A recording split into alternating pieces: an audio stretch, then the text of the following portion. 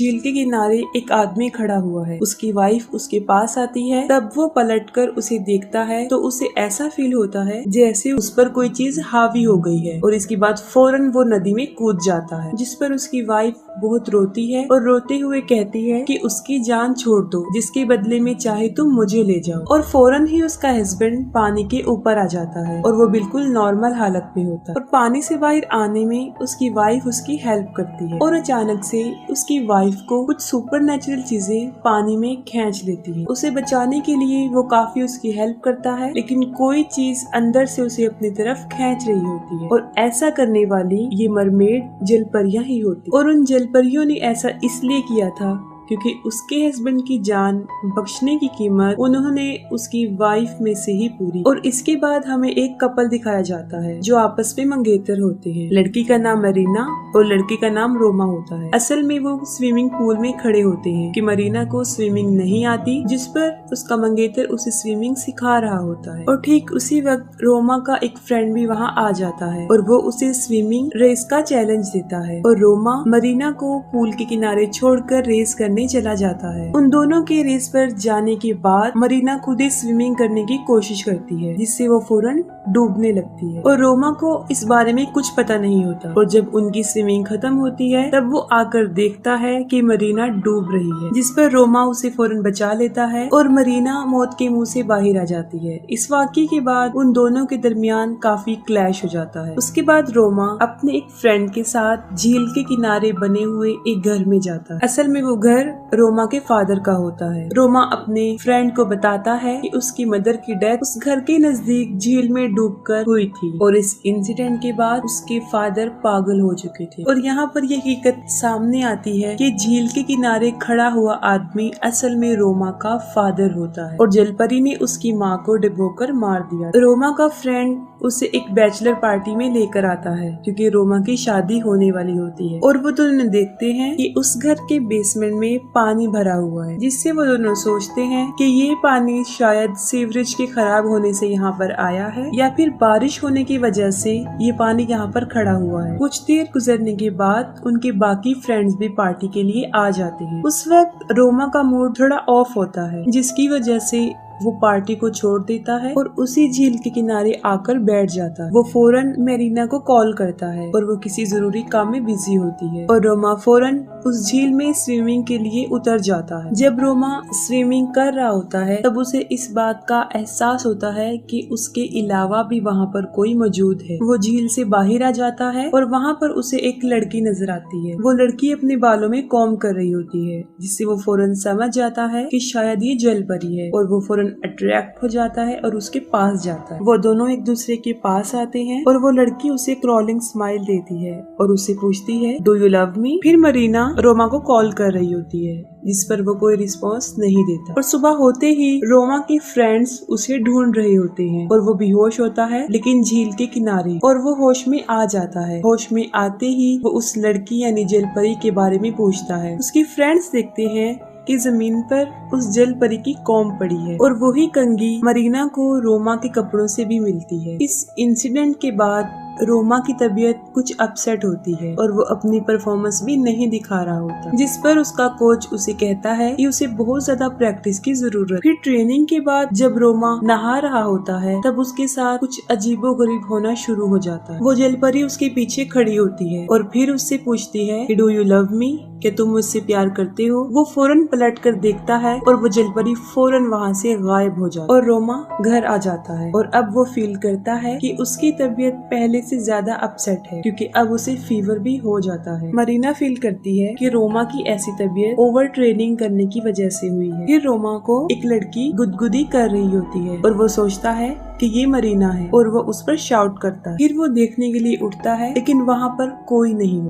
मरीना रोमा को मेडिसिन देकर उसे सुला देती है और उसकी सिस्टर से वीडियो चैट करने लग जाती है। मरीना उसे रोमा की तबीयत बताने के बाद कहती है कि शायद उसे कोई और लड़की मिल गई है। ये कहने के बाद वो फौरन उसे कंघी दिखाती है। उस कॉम को देखकर ओल्गा काफी हैरान हो जाती है। वो अपने फादर और मदर की पिक्चर्स को देखती है और सेम कंघी उसे वहाँ पर भी नजर आती है। अगले दिन रोमा की ट्रेनिंग होती है और वो फौरन पूल में कूद जाता है और अब वो देखता है कि वो उसी झील में है। वो झील से बाहर आ जाता है और उसे वही जलपरी नजर आती है। वो फिर रोमा से वही क्वेश्चन करती है, डू यू लव मी, जिस पर वो इनकार कर देता है। वो उस पर शाउट करती है और रोमा फौरन बेहोश हो जाता है। रोमा स्विमिंग पूल के किनारे बेहोश होता है और सब लोग उसे होश में लाने की कोशिश करते हैं। इस इंसिडेंट के बाद रोमा की तबीयत काफी खराब हो जाती है। वो काफी बीमार हो जाता है और अब उसे हॉस्पिटल में एडमिट होना पड़ता है और रोमा लोगों को सारा वाकया सुना देता है कि उसे एक लड़की मिली थी और उसके बाद अजीबोगरीब होना शुरू हो गया था और वो लड़की हर जगह उसके साथ होती है।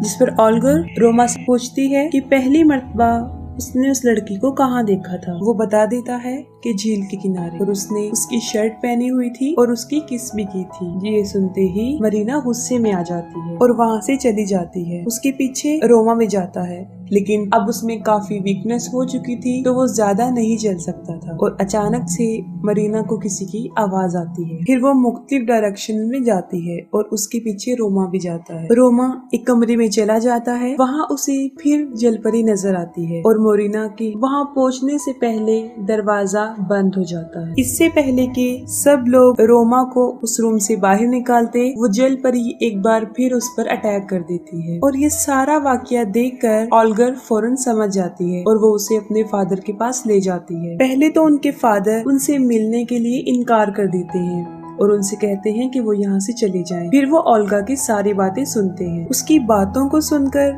वो इग्नोर तो कर देते हैं, लेकिन जब वो रोमा की हालत देखते हैं तो वो काफी रोने लग जाते हैं और कहते हैं कि तुम अब उस जलपरी की बात मत सुनना, वरना वो तुम्हें भी अपने साथ ले जाएगी। इसके साथ ही वो सारा वाकया उन्हें बताते हैं। वो बताते हैं कि वो जलपरी आज से तकरीबन 20 साल पहले उन्हें एक झील के किनारे मिली थी, जो उन्हें टॉर्चर भी करती थी और हर जगह नजर आती थी। और तुम्हारी मदर ने उससे बचने के लिए काफी हरबे किए, लेकिन कोई भी कामयाब नहीं हो सका और तुम्हारी मदर को अपने साथ ले गई। और कहते हैं कि आज भी वो मुझे याद आती है। यहाँ पर वो अपनी वाइफ का जिक्र नहीं कर रहे होते, बल्कि उस जलपरी का कर रहे होते हैं, जिन्हें वो आज तक नहीं भूले। ये सुनने के बाद सब लोग झील के किनारे उस घर में जाते हैं। रोमा और मरीना घर पर ही रुकते हैं और ओल्गा रोमा के फ्रेंड लिया के साथ उस झील के किनारे जाती है। लिया झील में कूद जाता है और झील के अंदर उसे एक कब्र नजर आती है। वो उस कब्र के पास जाता है। उस कब्र के ऊपर नाम लिखा होता है। वो उसको पढ़ता है तो इसके साथ ही उसे कुछ डेड बॉडीज नजर आती हैं। ये देखकर लिया पानी से भागने की कोशिश करता है। तब जलपरी उसे पानी में खींचने की कोशिश करती है, लेकिन किसी तरह वो अपनी जान बचाकर पानी से बाहर आ जाता है और ओल्गा की मदद से झील के किनारे पर आ जाता है और उस जलपरी का नाम बताता है और उसका नाम लीजा ग्रेगोरिवा होता है। दूसरी तरफ मरीना को सामने वाले घर में एक औरत दिखाई देती है। वो वहाँ जाती है तो वो रोमा की मदर का गोस्ट होता है और ये भी बताती है कि मरने से पहले वो एक रिचुअल कर रही होती है। और रोमा की माँ ये भी कहती है कि जो तुम्हारा है उसे तुम ले लो और जो मेरा है यानी मेरे अपने, उन्हें मुझे लुटा दो। जिससे मरीना काफी डर जाती है और वो वापस अपने घर में आ जाती है और वो रोमा के पास आती है। वो देखती है कि कोई इविल पावर रोमा को बेसमेंट की तरफ खींच रही है, जिस पर मरीना रोमा की हेल्प करती है। तो अचानक से बेसमेंट से वो जलपरी बाहर आ जाती है और उसे फिर से खींचना शुरू कर देती है। ये देखकर मरीना उस जलपरी पर अटैक करती है और रोमा को ऊपर खींच लेती है और उस जगह को कील की मदद से बंद कर दिया जाता है। और ओल्गा उन लोगों को बताती है कि पहले जमाने में जब कोई सुसाइड करता था तो उन्हें कब्रिस्तान में नहीं दफनाया जाता था, बल्कि उन्हें झील के किनारे दफन किया जाता। उसका अंदाजा ये होता है कि लीजा ग्रेगोरिवा ने भी शायद सुसाइड किया होगा और उसकी कब्र को भी वहाँ बना दिया और पानी ज्यादा होने की वजह से उसकी कब्र झील में डूब गई। और ये भी कहती है कि उन लोगों को उसकी कौम नहीं लेनी चाहिए थी, क्योंकि जलपरियों की सारी पावर उनके बालों में होती है। और साथ ही मरीना रोमा की मदर और उसके रिचुअल के बारे में बताती है और उसकी चीज यानी उस कौम के रिचुअल की बात कर रही होती है। और मरीना लिया से रिक्वेस्ट करती है कि वो कॉटेज के बाहर उसका वेट करे और अंदर जाकर खुद रिचुअल शुरू करती है। इतनी ही देर में लिया को बाहर जलपरी नजर आती है। वो उससे पूछती है डू यू लव मी, जिसके जवाब में वो यस कह देता है और वो उसे पोजेस कर लेती है। इसके साथ ही वो रोमा को भी पोजेस कर लेती है और उसे बेसमेंट में आने पर मजबूर कर देती है। ये देखकर ऑल्गर उसे रोकने की कोशिश करती है, लेकिन वो उस पर अटैक कर देता है और वहाँ पर मरीना अलग अलग तरीके से रिचुअल की प्रैक्टिस करने के बाद फाइनली सही तरीके से रिचुअल करना शुरू कर देती है। वो उस जलपरी की कंघी को पानी में रखती है और मिरर में उसको देखते हुए कहती है कि अपनी चीज तुम वापस ले जाओ और मेरा प्यार मुझे वापस लौटा दो। और फौरन कंघी गायब हो जाती है और जलपरी मरीना का सर पानी में डिबोकर उसे अपना पास्ट दिखाती है कि माजी में उसके साथ क्या क्या हुआ, जिसमें एक लड़का उससे शादी का प्रॉमिस करके उसे धोखा दे देता है और एक दूसरी लड़की से शादी कर लेता है। ये देखकर वो उन्हें मार देती है और खुद सुसाइड कर लेती है, उस नदी में कूद जाती है और इसके बाद वो जलपरी बन गई। और आज से पहले बहुत सारे मर्दों को उसने अपनी तरफ अट्रैक्ट किया, अपने ट्रैप में फंसाकर उन्हें पानी में डिबोकर मार दिया। बेसमेंट में रोमा भी होश में आ जाता है और वो कॉटेज की तरफ भागता है। वहाँ पर वो देखता है कि लिया भी प्रोसेस हो चुका है और वो कॉटेज के अंदर चला जाता है। वहाँ पर जलपरी काफी तादाद में मरीना बनाकर फिर पूछती है डू यू लव मी, और इस बार रोमा असली मरीना को पहचानने में कामयाब हो जाता है। वो मरीना को आई लव यू बोल देता है और ऐसा करते फौरन ही के अंदर से प्रोसेस का असर खत्म हो जाता है। अगली सुबह ऐसे लगता है कि सब कुछ नॉर्मल हो गया है, लेकिन लिया को जलपरी ने प्रोसेस किया होता है और एक्सेप्ट करते हुए कि हाँ मैं तुमसे प्यार करता हूँ बेसमेंट में जाता है। उसके पीछे रोमा भी चला जाता है। वहाँ पर लिया को जलपरी अपने साथ ले जाती है, जिस पर रोमा उसे काफी बचाने की कोशिश करता है लेकिन नहीं बचा सकता। और यहाँ पर एक बार फिर रोमा पर वो जलपरी अटैक करती है और उसे कहती है कि वो तुमसे सारे अपने छीन ले। ठीक उसी वक्त मरीना और ओल्गा वहाँ पे पहुँच जाते हैं और रोमा की वहाँ से निकलने में मदद करते हैं और वो फौरन उस जगह को छोड़कर वहाँ से चले जाते हैं। कुछ दूर जाने के बाद उनकी गाड़ी अचानक से रुक जाती है। रोमा गाड़ी को चेक करने के लिए बाहर निकलता है। इसी दौरान वहाँ पर बारिश होना शुरू हो जाती है और वहाँ पर फिर उन्हें जलपरी नजर आती है और देखते ही देखते गाड़ी में पानी भरना शुरू हो जाता है। असल में जलपरी ये सब कुछ इसलिए कर रही थी क्योंकि वो रोमा से मरीना को छीनना चाहती थी। रोमा फौरन शीशे को तोड़ता है और मरीना और ओल्गा को बचा लेता है, जिस पर ओल्गा कहती है कि हमने तो उसकी कंघी उसे रिटर्न कर दी है, फिर वो भी हमारा पीछा क्यों नहीं छोड़ रही। और फौरन